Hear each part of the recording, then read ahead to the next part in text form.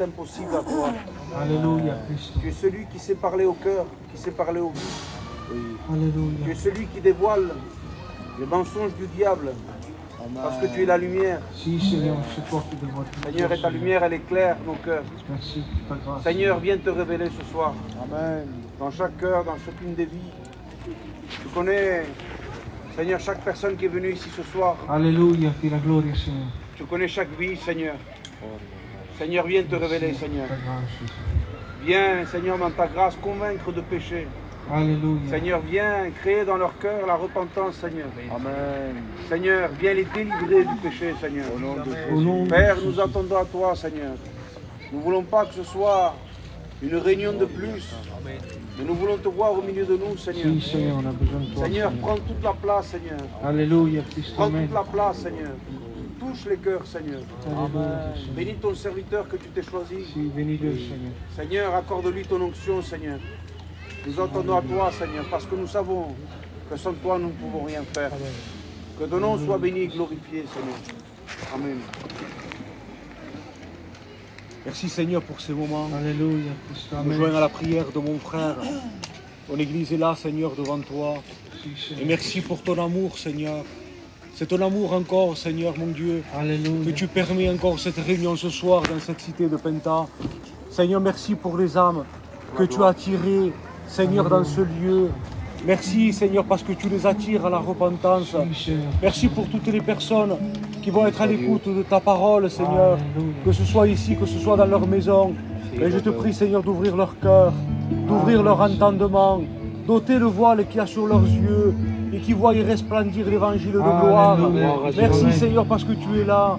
Et ce soir, je crois encore que tu veux sauver, que tu veux, Seigneur, transformer les cœurs. Alléluia. Nous sommes là Amen. devant toi. On demande ta grâce, Seigneur. Agis dans les cœurs. Seigneur, nous ne voulons pas une réunion de plus. Nous voulons que ton onction descende Si, et Seigneur. vienne convaincre les cœurs de péché, de justice et de jugement, Seigneur. Seigneur, dévoile la croix. Glorifie-toi, Seigneur. Oui, bénis ton serviteur. Seigneur, que tu t'es mis à part, Seigneur. Accorde-lui Alléluia. cette assurance, Seigneur, d'apporter le conseil de Dieu par ton onction. Alléluia. Merci, Jésus, pour les cantiques, les témoignages. Tout soit fait pour ta gloire, pour honorer ton nom. Merci parce que tu l'es ressuscité. Et tu es là ce soir, Seigneur, pour bénir, pour consoler, Seigneur. Merci, Jésus. Amen.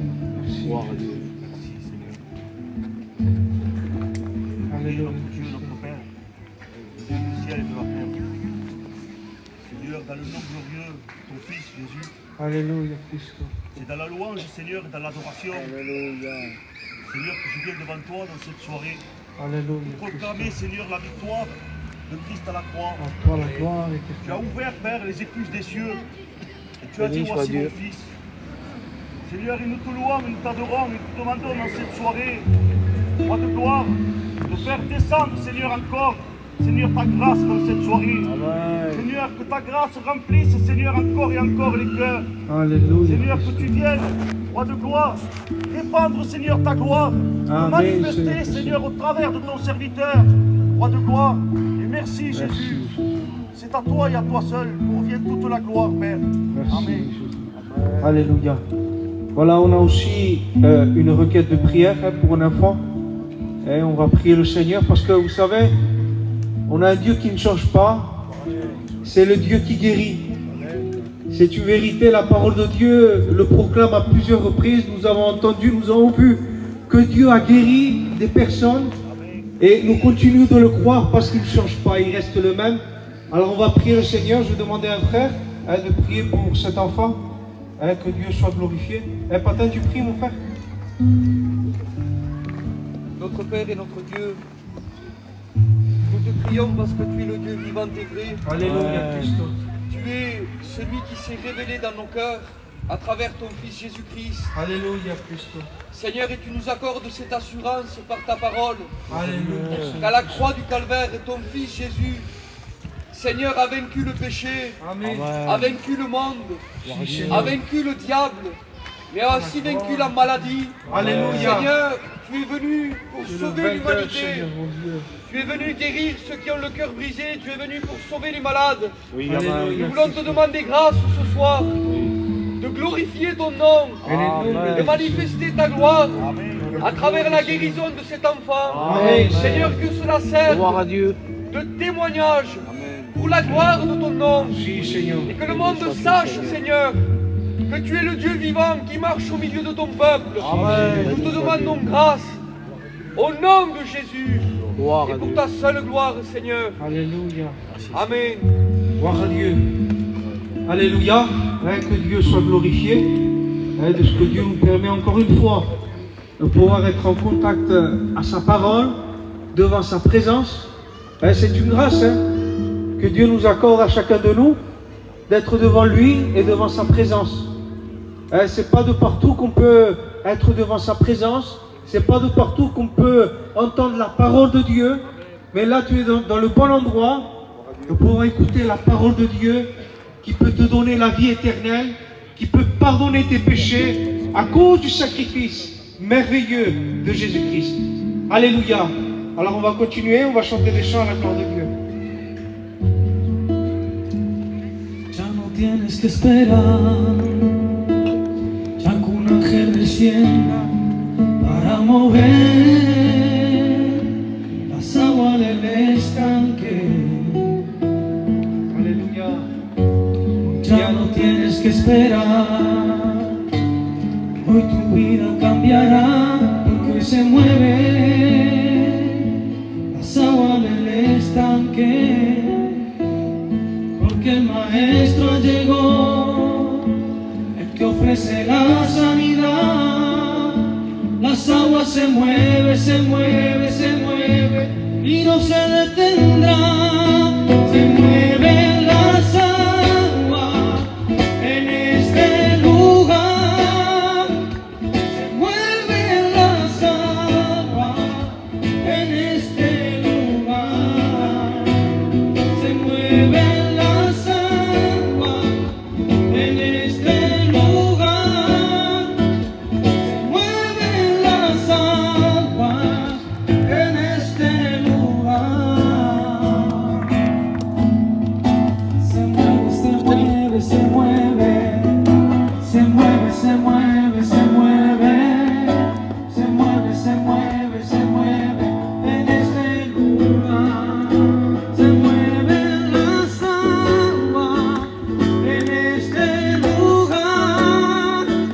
Se mueven las aguas en este lugar. Se mueven las aguas en este lugar. Se mueven las aguas en este lugar. Alléluia. Gloire à Dieu. Ce cantique parlait d'un bout d'un moment dans la parole de Dieu. Il parle qu'un ange plongeait dans une piscine et le premier malade qui y allait était guéri. Et ce cantique disait, ici il y a plus que cette piscine-là, plus qu'un ange, il y a la présence de Dieu. Alléluia. Tu es dans le bon endroit où la présence de Dieu est ici. Amen. Si simplement tu pourrais ouvrir les yeux sur cette réalité, parce que Dieu dira que 2 ou 3 réunis en son nom, il est là. Que Dieu soit glorifié. Amen. Alléluia. On continue encore à chanter des chants à la gloire de Dieu. Tus ojos revelan que yo Alléluia. nada te puedo esconder, que no soy nada sin ti, oh fiel Señor, porque todo y todo lo sabes de mí. Cuando miras el corazón y todo lo puedes ver dentro de mí, llevas mi vida a una sola verdad, que cuando me mira nada puedo ocultar.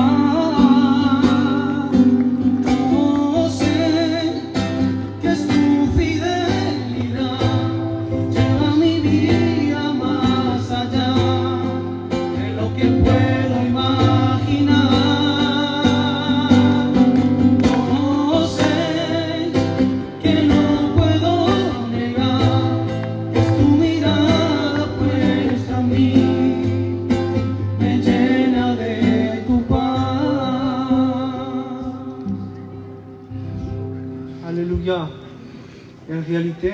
Lorsque les yeux de Dieu sont posés sur nos vies, lorsque nos vies dépendent de lui, alors oui, nous avons la paix. Non pas comme le monde donne, mais comme lui la donne. Que Dieu soit glorifié. Hein, voilà, je vais appeler mon frère. Hein, tu viens?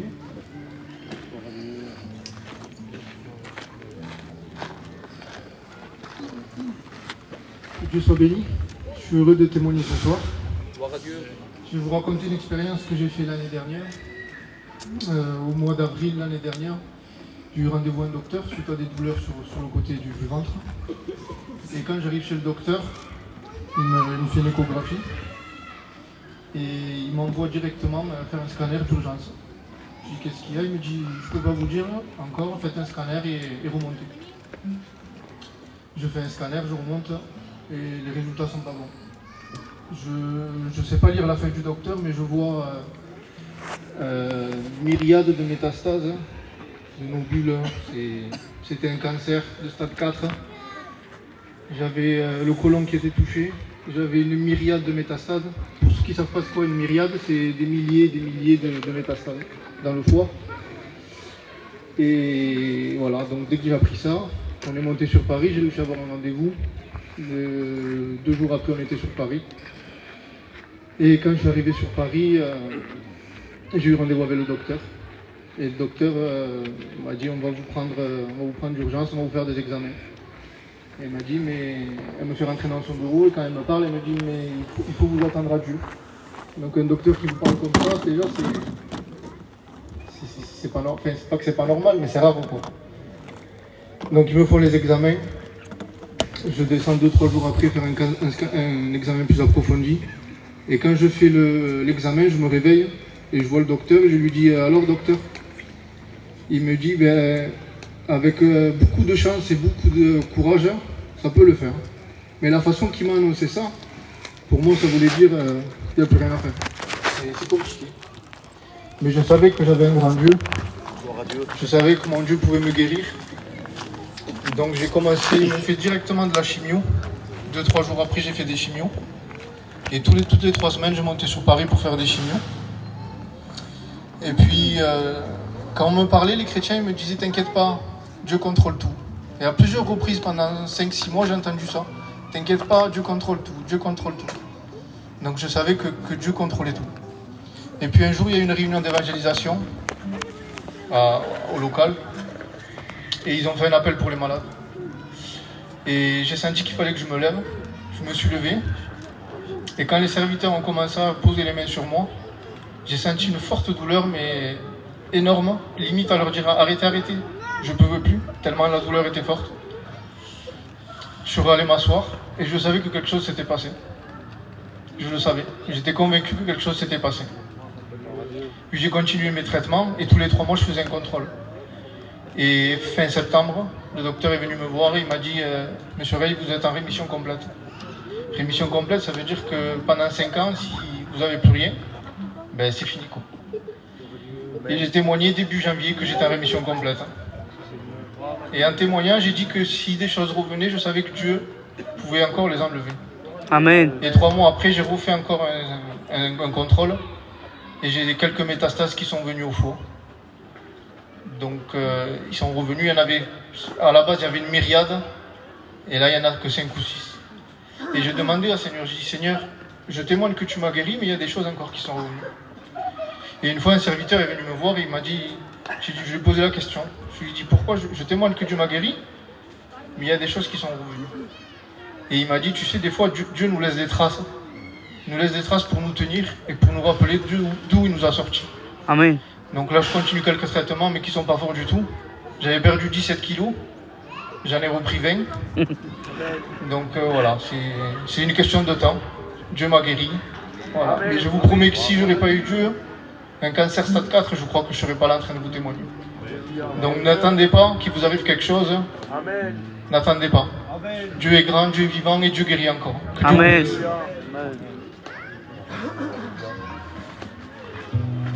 Que Dieu soit glorifié pour le Dieu puissant que nous avons. Il est celui qui ne change pas. La médecine condamnée, arrêtée. Il disait c'était fini. Mais lorsque Dieu commence à parler, les choses changent. Il est le Tout-Puissant. Que Dieu soit glorifié. Voilà, on va continuer à chanter un ou deux cantiques et après quoi nous laisserons place à la parole de Dieu. Búscalo con toda tu alma, búscalo con toda tu fuerza, búscalo con todo tu corazón. El camino es el Señor.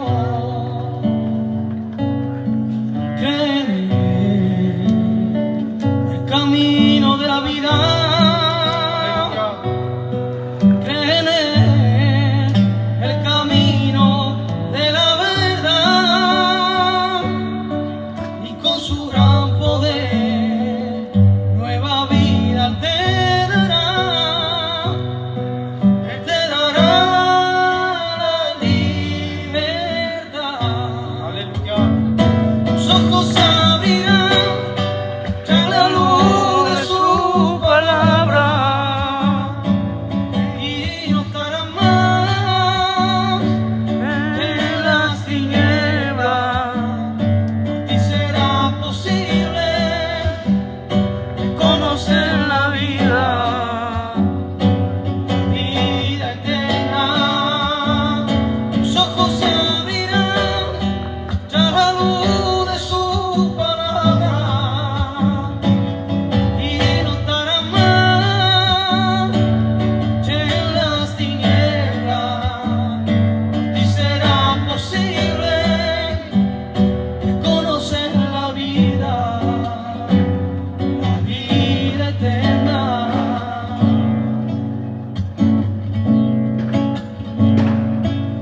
Búscalo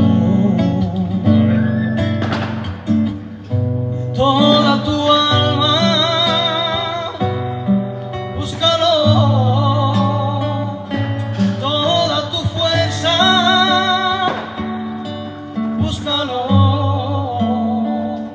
de todo tu corazón. El camino es el Señor. Cree en él, el camino de la vida, cree en él, el camino de la verdad, y con su gran poder nueva vida te dará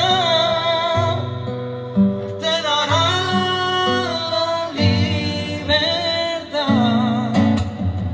Tus ojos se abrirán ya la luz de su palabra y no estarán más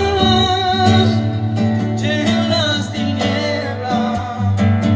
Y será posible conocer la vida eterna. Tus ojos se abrirán ya la luz de su palabra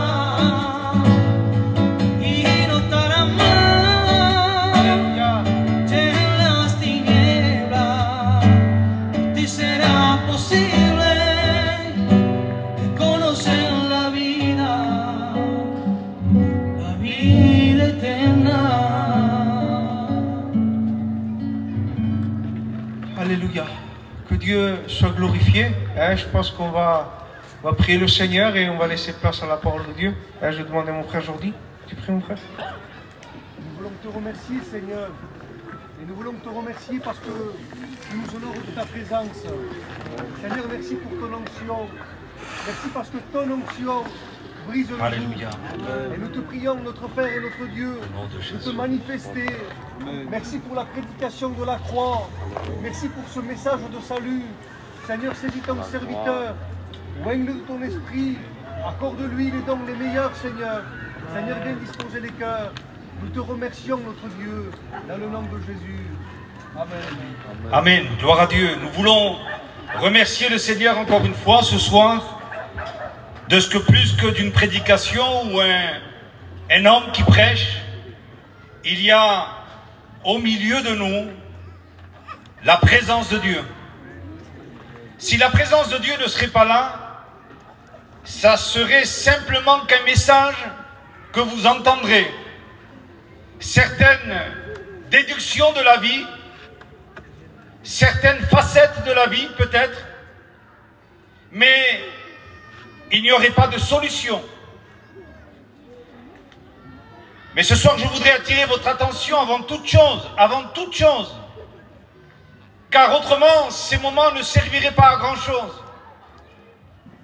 Avant toute chose, je veux que vous preniez conscience que si Dieu ne serait pas là, si les yeux de Dieu ne seraient pas là, je ne ferais pas la réunion. S'il n'y aurait pas la parole de Dieu qui nous donne cette ferme assurance que là où est prêché l'évangile, sa présence est au milieu de nous, cela ne servirait de rien de bien prêcher, ni rien d'autre. Mais ce qui est important ce soir, c'est cette vérité, qu'on le veuille ou qu'on ne le veuille pas. La vérité n'est pas fondée sur ce que vous ressentez, même pas sur ce que vous prétendez, et encore moins sur ce que vous pensez. La vérité est celle-ci, c'est que le Seigneur a fait une promesse, et il l'a fait en particulier à tous ceux qui prêchent l'évangile. Et voici, je suis avec vous, et heureusement qu'il est avec nous. Et voici, je suis avec vous tous les jours, jusqu'à la fin du monde. Mon ami, j'aimerais attirer ton attention avant toute chose. Peut-être tu me regardes, peut-être tu as entendu les cantiques, tu as écouté le témoignage, mais peut-être ce que tu ignores, c'est qu'en ce moment même, Dieu te voit, Dieu te regarde. Amen. Il est possible, bien sûr, que tu ne t'en rendes pas compte parce que toi, tu ne peux pas le voir. Mais lui, il te voit. Et lui, il est là. La Bible nous dira que Dieu est esprit. Et c'est parce qu'il est esprit aussi que nous ne pouvons pas le voir. Aujourd'hui, nous vivons dans un corps qu'on appelle un corps charnel. Le corps de l'homme. Ce corps étant appelé le corps physique. Mais Dieu est esprit. Et il y a un monde spirituel. Et aussi, il faut que tu saches que tu n'es pas fait simplement d'un corps physique, mais que tu es aussi créé, doté d'un esprit. Et que Dieu est le Père des esprits. Et que c'est lui qui t'a créé. Et que ce soir, il est là. Amen. Dieu est là. Et la manifestation de sa présence est là. Je crois dans le miracle de l'action de Dieu. Je crois dans la puissance de Dieu. Je n'ai pas de puissance. Je ne peux pas faire des miracles. Mais je prêche le Dieu qui a toute puissance. Je prêche le Dieu qui peut faire des miracles. Je prêche ce Dieu qui nous a assuré qu'il était capable de changer, bouleverser, transformer une vie. Je suis le résultat moi-même, et comme beaucoup d'autres, d'un chamboulement, d'une transformation, d'une révolution intérieure. La Bible nous dit que Dieu est capable de nous donner une vie nouvelle. D'ailleurs, c'est écrit, tous ceux qui sont en Jésus-Christ, c'est-à-dire tous ceux qui ont été introduits en lui, la Bible nous dit qu'ils sont devenus des créatures nouvelles. Voici, nous dit la Bible, les choses anciennes sont passées. Et je bénis Dieu, parce que mon parcours ancien était un parcours qui en réalité n'était pas autre, si ce n'est un parcours de ténèbres, un parcours de néant, un parcours qui ne menait nulle part. Oui, peut-être, quelque part, dans un lieu redoutable qu'on appelle l'enfer. Mais ce qui est certain, c'est qu'il a changé la vie de milliers et de milliers de chrétiens, et qu'il l'a fait aussi pour moi. Et le Seigneur, ce qu'il veut ce soir, c'est venir te rencontrer. Le Seigneur, ce qu'il veut ce soir, c'est venir toucher là où ça fait mal, là où tu ne veux rien dire, là où tu ne veux pas en parler. Le Seigneur veut venir là où se trouve ta véritable identité. Vous savez, il y avait quelque chose que je ne savais pas, mais d'après, eh bien, tous ceux qui sont des personnes assez importantes dans la connaissance des mots, eh bien, ils ont assuré que la personnalité et l'identité ne sont pas la même chose. Parce que nous pouvons avoir une personnalité et avoir une identité qui n'a rien à voir avec la personnalité. Et combien, des fois, des personnes semblent avoir une personnalité forte, courageuse, mais qui en réalité n'en est rien quant à leur identité. Parce que dans leur identité, en réalité, ils ne sont pas autre chose si ce n'est que des créatures faibles, des créatures qui ont peur, des créatures qui soupçonnent constamment le mal à venir. Mon ami, Dieu connaît plus que ta personnalité, celle que les gens connaissent. Dieu connaît ton identité. Tout est à nu et tout est découvert devant lui. Il sait absolument tout de toi. Personne ne te connaît comme lui. Et je voudrais te le dire, que constamment ses yeux sont sur toi, constamment les yeux de ton Créateur sont sur toi. Tu vivras le temps que lui voudra. Tu ne décides pas de ta vie, ni de ton temps. Il t'a prêté la vie, c'est vrai. Mais il la reprendra quand il voudra. Toi et moi, nous vivons que dans un temps de patience. Ne joue pas avec ta vie. Ne l'amène pas comme si rien ne pourrait faire venir des grandes conséquences. La Bible nous dit que le salaire du péché, c'est la mort. Oui, tu vis dans le péché, c'est vrai. Et peut-être même tu en es fier. Tu pourrais même peut-être te trouver là et regarder avec des yeux froids même les chrétiens en disant « Je me moque du christianisme ». Tu peux te moquer de qui tu veux, mais tu ne te moques pas de Dieu. Tu peux jouer ta vie comme tu la joues, mais il n'y aura jamais une vie sans conséquence. Car la Bible dit, on ne se moque pas de Dieu. Ce qu'un homme aura semé, il le récoltera aussi. Je voudrais tellement ce soir que tu prennes conscience que ta vie n'est pas un jeu et que tu n'as pas le droit, ni toi, ni moi, de jouer avec notre vie. C'est Dieu qui nous l'a donné, c'est Dieu qui nous l'a prêté. Et il viendra la reprendre au moment où tu ne t'y attendras pas. La Bible nous dit que la mort, c'est le rendez-vous de tous les vivants. Tu le connais, toi, ce rendez-vous? Moi, je ne le connais pas. Je ne sais pas quand est-ce que je quitterai la terre. Ce que je sais, c'est que je la quitterai. Qui sait peut-être, et je ne le souhaite à personne, qui sait peut-être que tu ne passeras pas la journée. Les gens qui sont partis, nos familles qui sont parties pour tant de personnes et ils ne le savaient pas. Ils ne s'y attendaient pas. Mais c'était le rendez-vous. On peut rater les rendez-vous qu'on veut. Si on agit avec de la sagesse, de l'intelligence, on peut donner des excuses et renvoyer ces rendez-vous. Mais quand Dieu t'appelle, celui qui a fixé le rendez-vous de la cessation de ta vie sur la terre, quand lui il l'appelle, c'est irrésistible, c'est fini. Plus personne ne peut retenir. Il n'y a pas de fort. Il n'y a pas d'homme assez fort contre le rendez-vous de Dieu. Quand il t'appellera, la Bible nous dit qu'il nous a laissé un temps la vie et qu'un jour il la redemandera.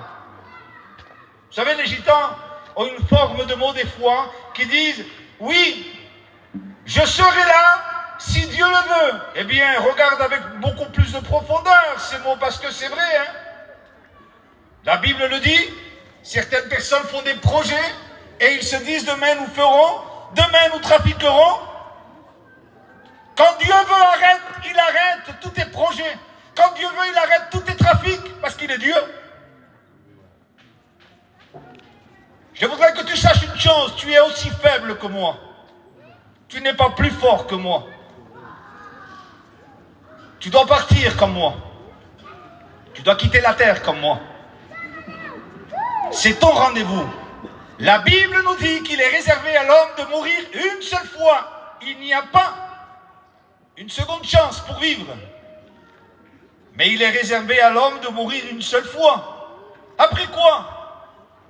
Après quoi, les hommes devront rendre compte de la vie qu'ils ont vécue sur la terre. Et s'ils viendraient te chercher maintenant, tu ferais comment? Quelle excuse aurais-tu pour avoir rejeté Dieu, pour avoir rejeté l'évangile? Aurais-tu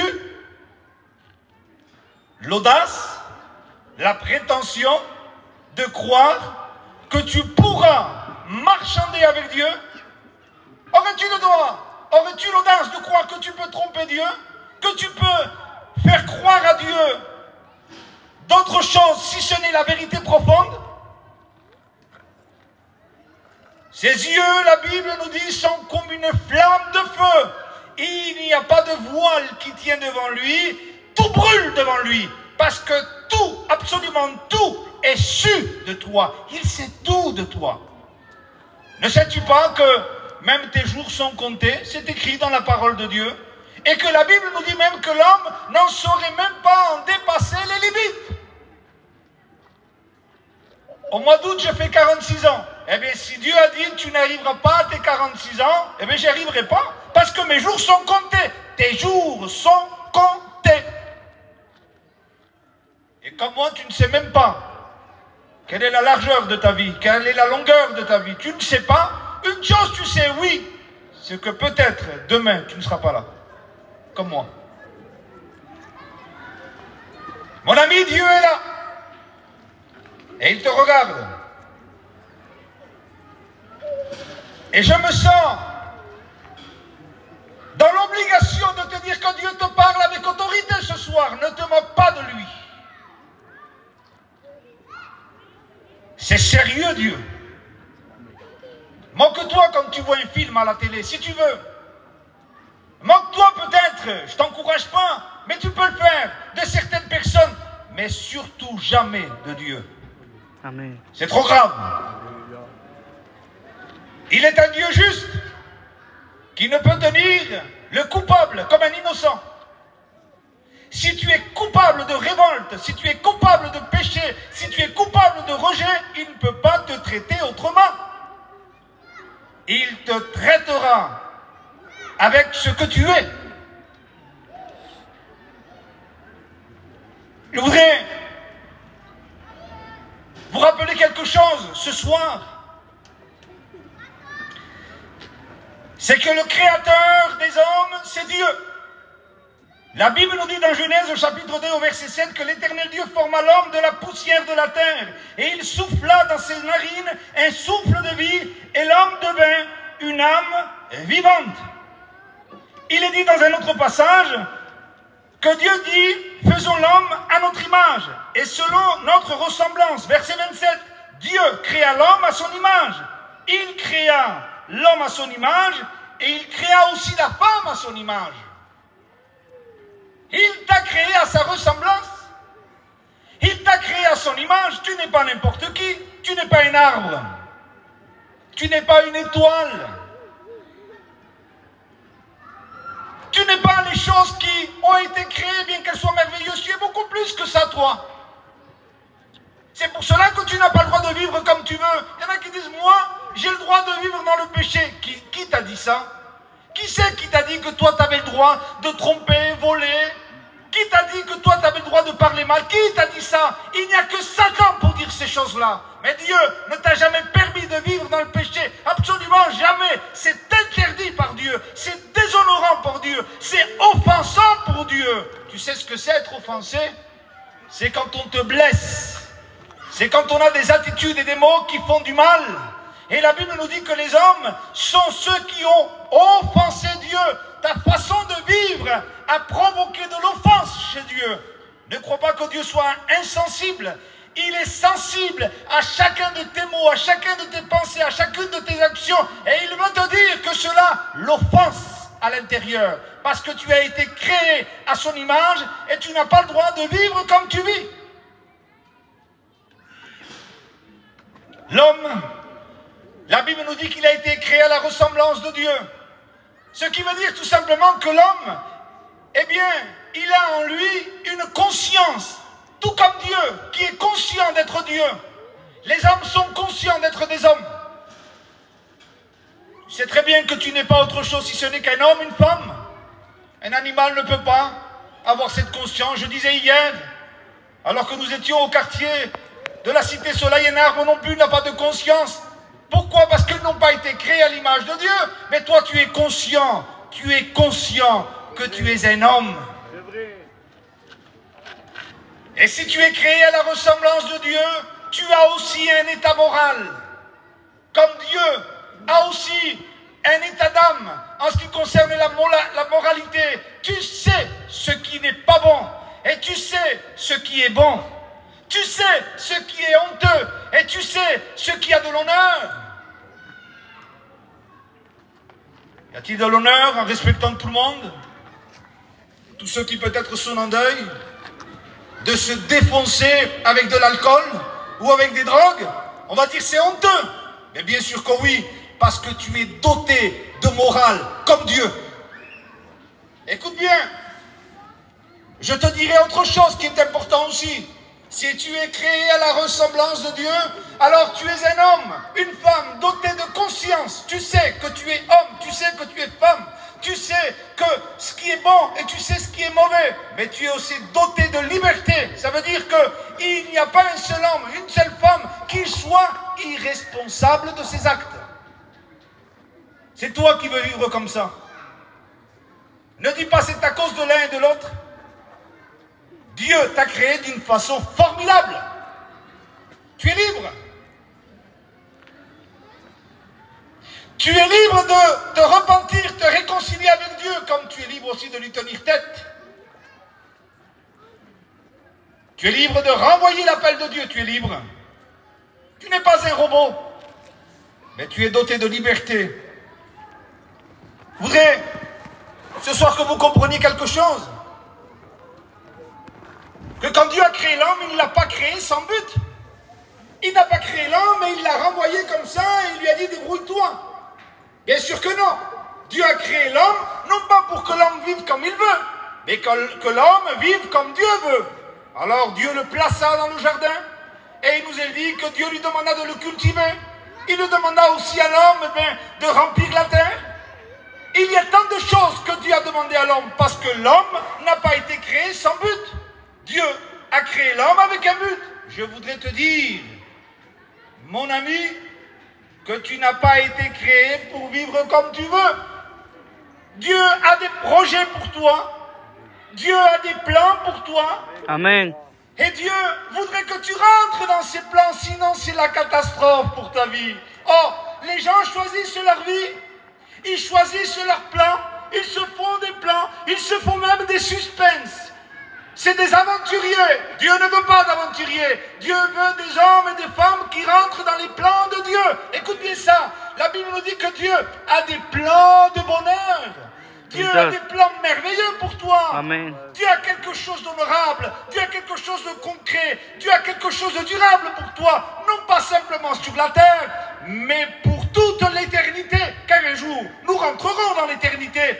Mais l'homme n'est pas rentré dans ses fonctions et il a choisi sa propre vie. Le péché est rentré et la destruction est venue.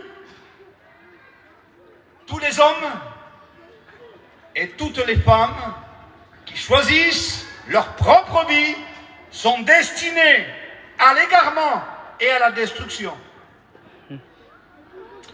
Il nous est dit dans la parole de Dieu que Dieu a fait toutes choses en merveille. Écoutez bien. Et il a même mis la pensée de l'éternité dans chaque être humain. Qu'est-ce que ça veut dire cela? Ça veut dire que tout simplement que si même les hommes se sont perdus, il y a une marque éternelle dans leur cœur. Laquelle? Celle d'avoir le sentiment et la conscience qu'il y a quelqu'un au-dessus de lui.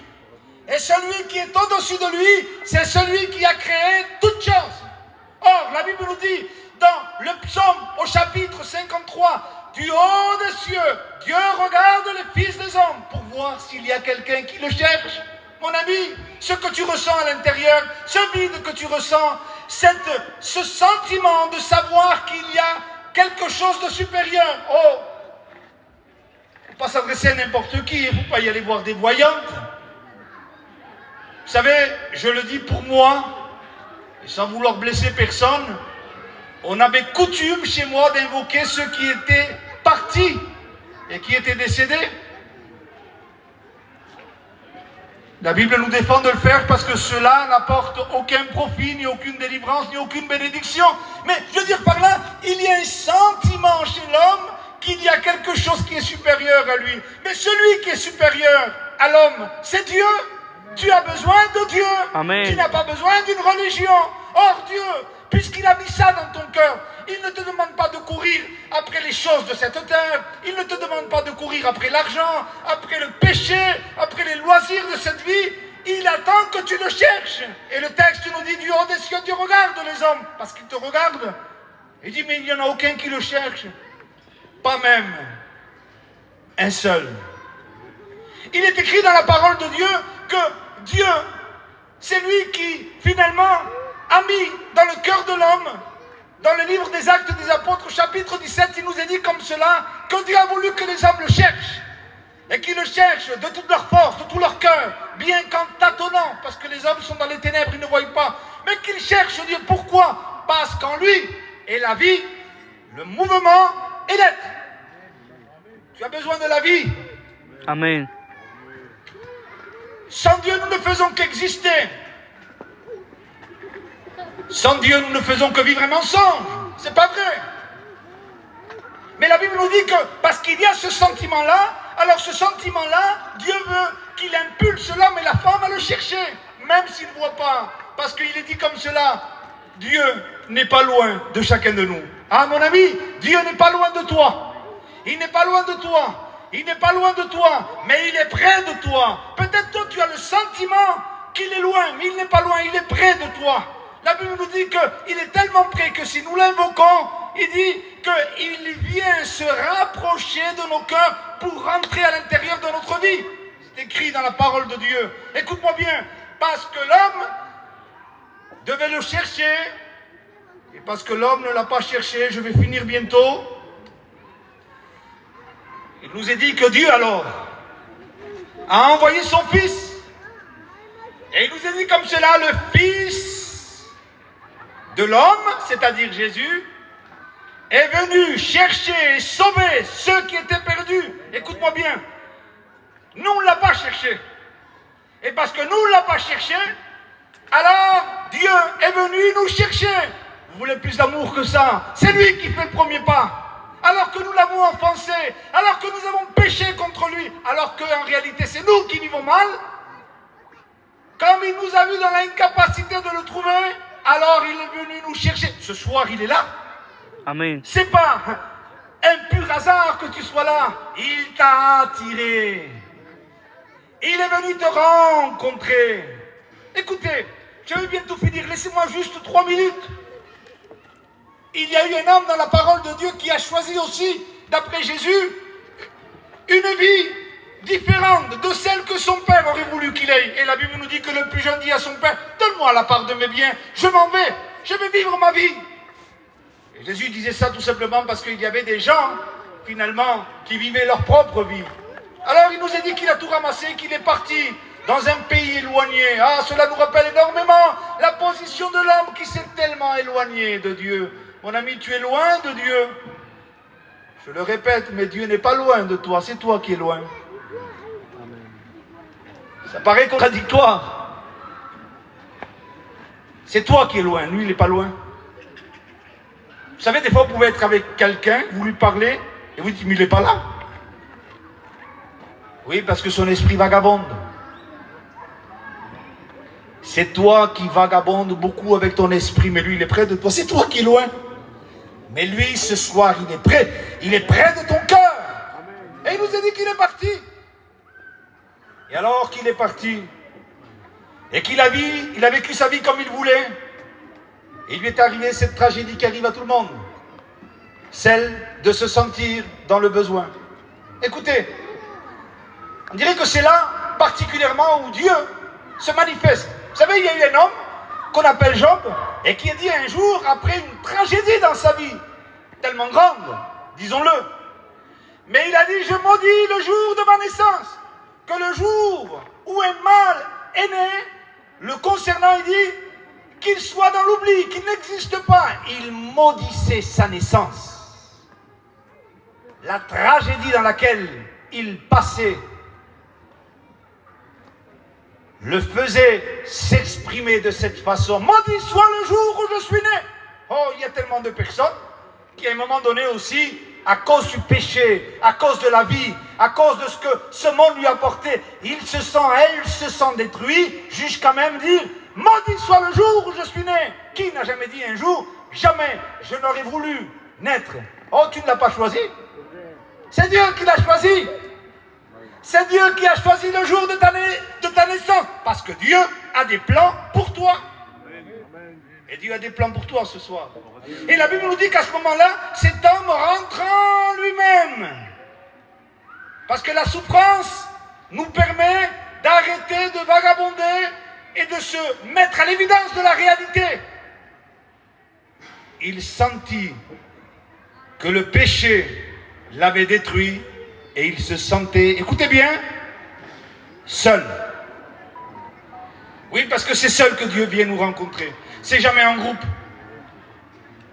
L'église n'est pas une colonie. C'est pas un rassemblement, finalement, de personnes.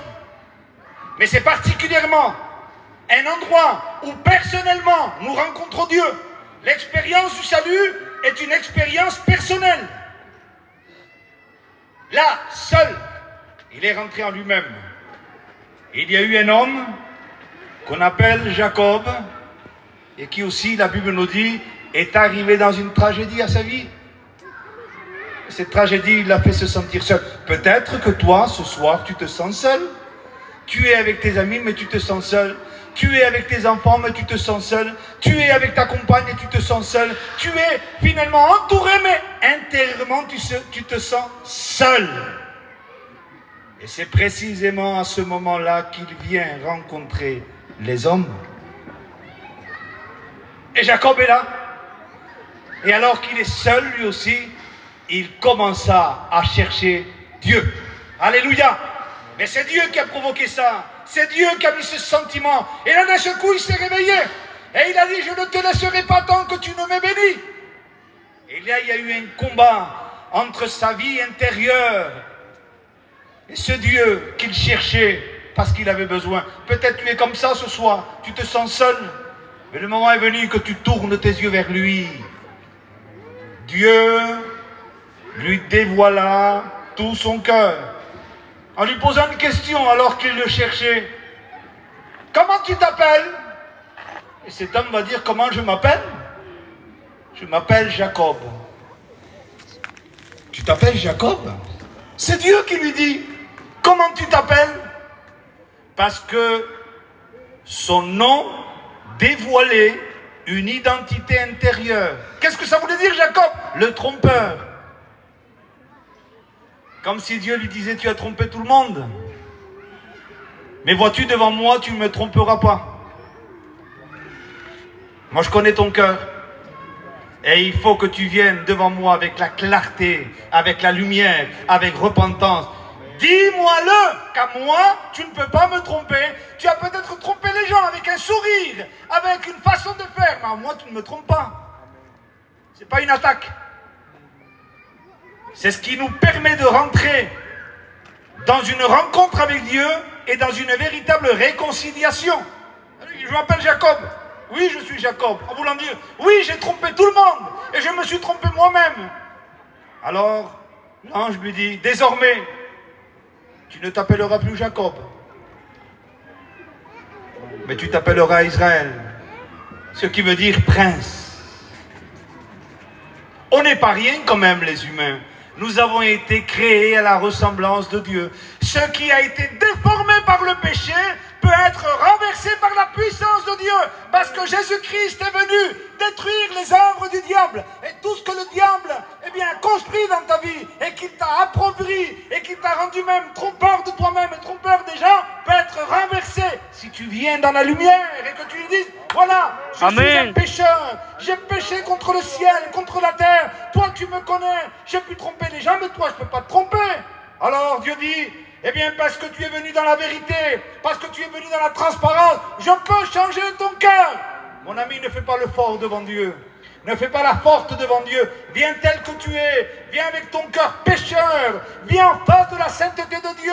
Il n'est pas venu te juger, mais il est venu te sauver. Le Fils de Dieu, la Bible nous dit, mort sur la croix du calvaire, non pas pour ses péchés, mais pour nos péchés. Et c'est là où on reçoit la plus grande de toutes les révélations. C'est que Dieu a tant aimé le monde qu'il a donné son Fils, afin que quiconque croit en lui ne périsse pas, mais qu'il ait la vie. Amen. Le message de l'évangile, ce n'est pas un message de condamnation, ce n'est pas un message de destruction, mais c'est un message d'espoir, d'espérance et de délivrance. Amen. À tel point, la Bible nous dit, si le Fils vous affranchit, alors vous serez réellement libre. Ah, c'est merveilleux d'être libre, hein. Surtout quand on est libre du péché, libre de Satan, libre de cette puissance de ténèbres, libre pour Dieu. Veux-tu, ce soir, rencontrer Dieu? Eh bien, il te dit que tout cela est possible. Ton passé peut être effacé, tes péchés peuvent être effacés, aussi noir soit ton cœur. Il nous est dit que Dieu, donnant son Fils sur la croix du calvaire, l'a exposé à une souffrance horrible, terrible, portant les péchés de l'humanité et versant son sang qui sortait de tout son corps, de ses mains, de ses pieds, de son corps, de son visage. Il était ruisselant de sang, parce que le sang de Jésus purifie de tout péché. Oh, ta vie peut être, eh bien, par la grâce de Dieu, pardonnée. Elle peut être lavée, elle peut être purifiée, parce que Dieu a un salut puissant. Amen. Il a un salut puissant. Oh, quel dommage. Il y en a qui disent, la prédication elle était bien, c'est pas ça l'évangile. L'évangile, c'est pas la prédication était bien. L'évangile, c'est dire, Dieu est vivant. Amen. Il m'a parlé. Ma vie peut être transformée. Ah, mon ami, je vais prier le Seigneur maintenant. Seigneur Jésus, nous sommes là devant toi. Nous ne sommes que des facteurs, des prédicateurs. Nous sommes des hommes que tu as engagés, enrôlés dans le service. Et nous prêchons le message de la bonne nouvelle. Mais en réalité, Seigneur, nous ne faisons que faire la fonction de ceux qui annoncent que la réconciliation est possible. Et même s'il faudrait l'exprimer avec nos cœurs, en leur disant, nous vous en supplions, soyez réconciliés avec Dieu. Par Jésus-Christ, nous prions de tout notre cœur ce soir, pour que des vies soient repentantes et désirant recevoir une vie nouvelle. Alléluia. Alléluia. J'aimerais vous laisser quelques instants. L'orgueil, vous savez...